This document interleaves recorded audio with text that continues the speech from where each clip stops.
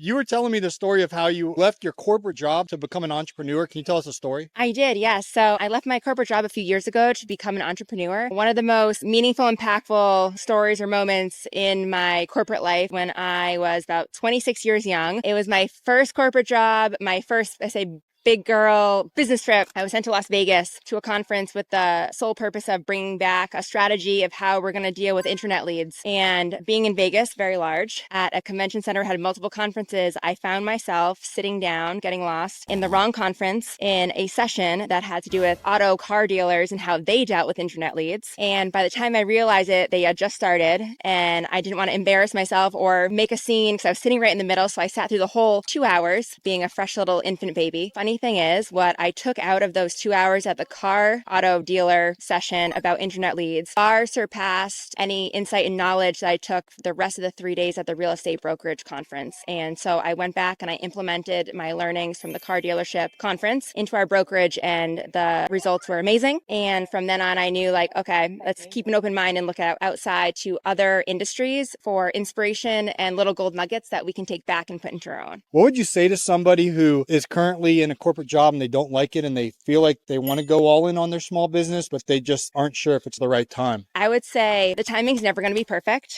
I had these kind of arbitrary benchmarks of I'm going to transition from my job and do full-time entrepreneurship when we hit X or when X happens. And that kept getting pushed year after year. I think it gets to a point when you really realize and have to evaluate, like, hey, if is me staying here hindering my process and hindering like my progress in an area that I really want to go into, and then just jump in 2 feet, know that the skill sets you've learned, a lot of them from your corporate life, can be transferred into entrepreneurship, but also realize that entrepreneurship is more what you invest in it, you get out yourself versus a corporate company. So I would do it.